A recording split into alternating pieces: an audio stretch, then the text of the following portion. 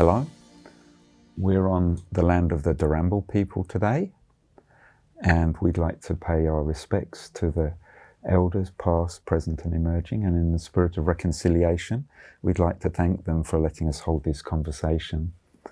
Today I'm with Dr Vicki Pascoe, and we're going to cover a number of topics. And as a way into this conversation, I was having this thought. When I used to live in New Zealand, I was meeting some of my Māori colleagues first time, and they referred to me as kōnene. And I thought, okay, that's interesting, don't understand that. And Raui, the gentleman, he said that means the drifter. And I was intensely upset about it. I didn't show it. I thought, I'm not a drifter. I lived in Norway for 29 years.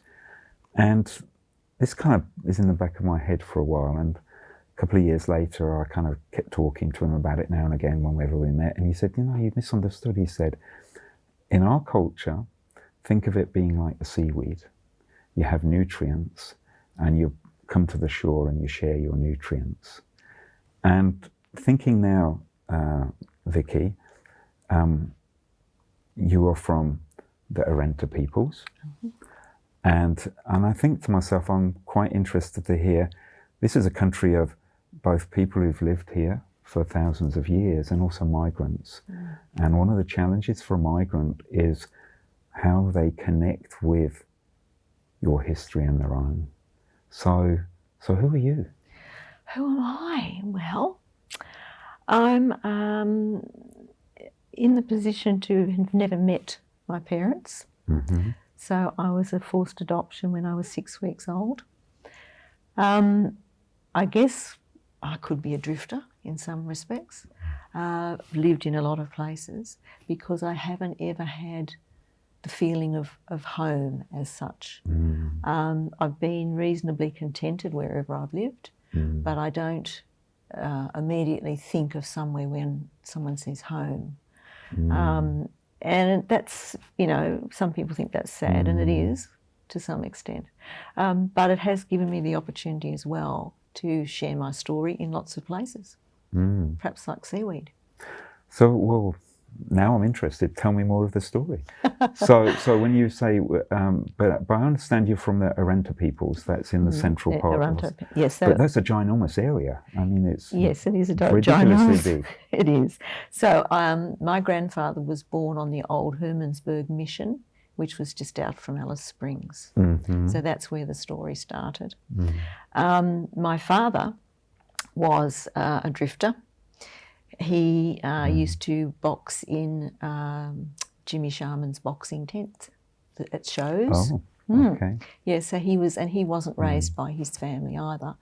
And that's a story we don't have time for.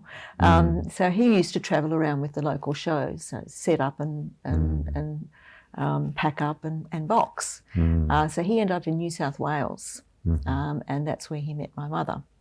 And that's where I was conceived. Mm-hmm. And then there was not going to be any kind of relationship between an Aboriginal man and a good white Catholic girl who was only 16 years old. So that was stopped. And so I was adopted by a childless white couple from Sydney.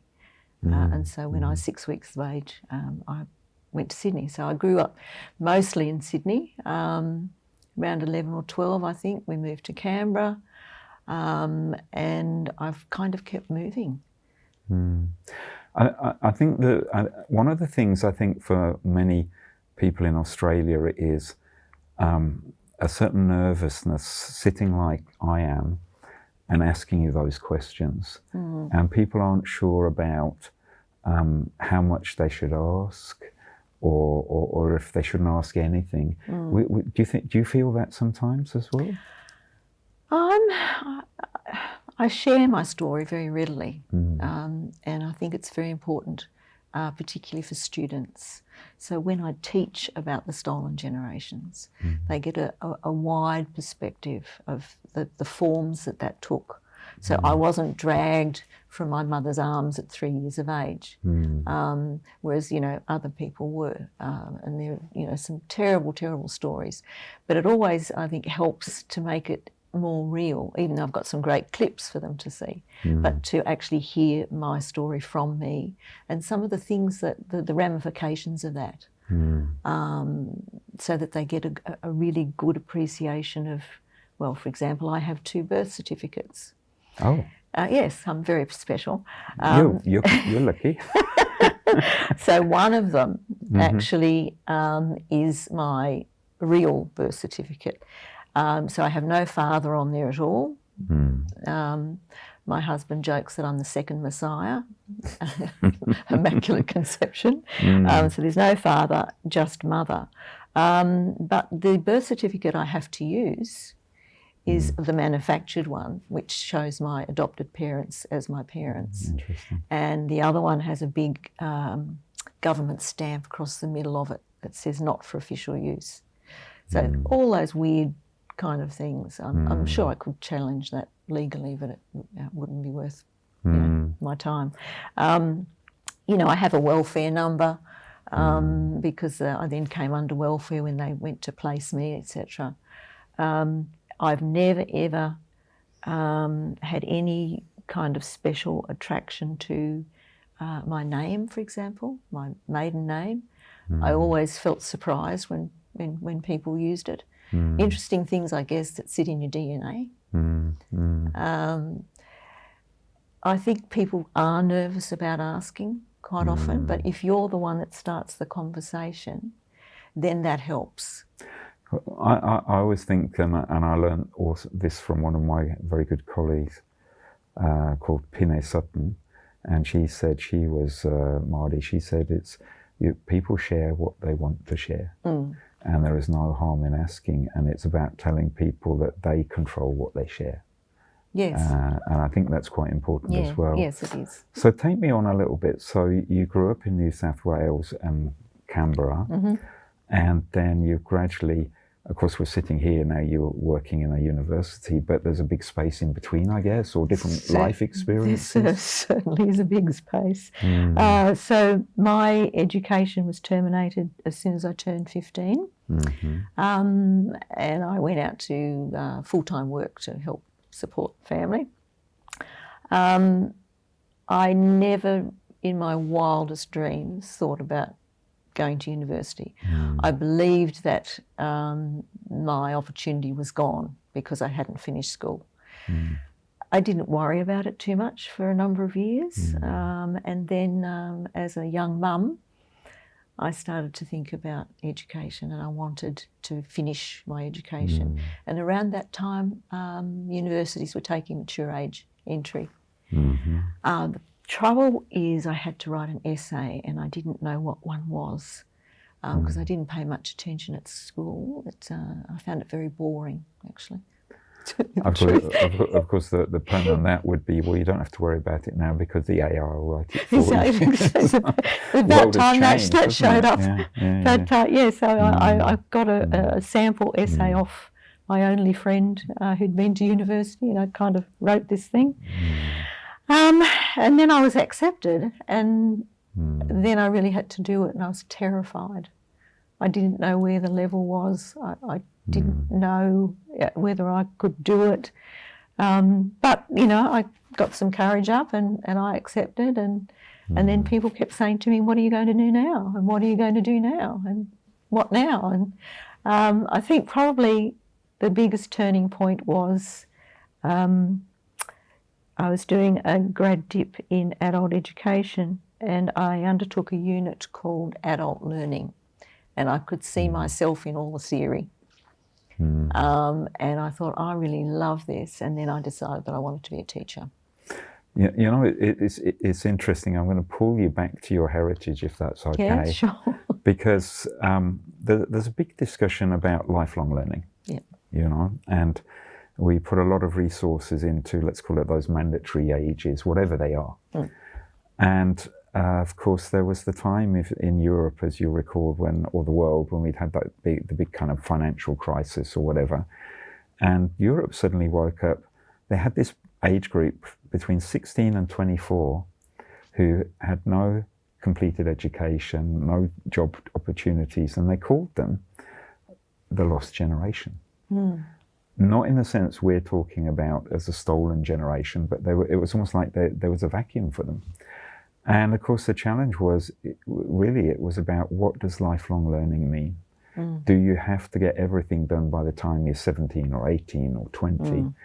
And I've thought a lot about this. Is also something not just lifelong, but life-wide. Because for me, a lot of what learning is not just about in one place, it actually has a spatial component.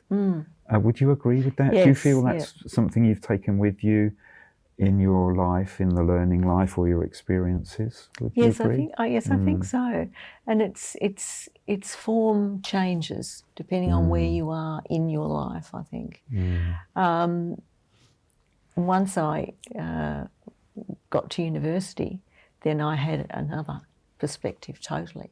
And I had left me with the feeling of, how have I possibly survived without knowing all this stuff? I felt like my brain was exploding. I think we'll pick at some of these threads in our next conversation, but it's interesting the way we are formed by our own experiences and everything. And what I feel from you is that you've carried this rich set of experiences which you have been, I don't say compelled, but felt motivated to also share. And did that gradually come with time, that you felt you had to share as almost like a teacher and things?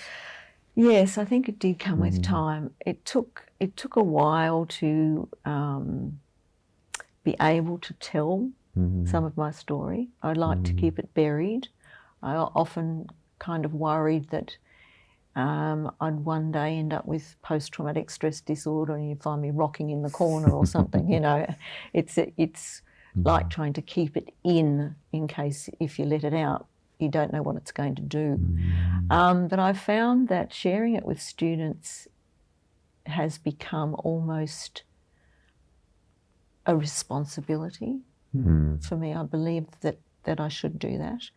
And one of our wonderful elders who passed not long ago actually said in an interview somewhere, and it really resonated with me, he said, every time I tell my story, I feel that a little bit of the pain eases.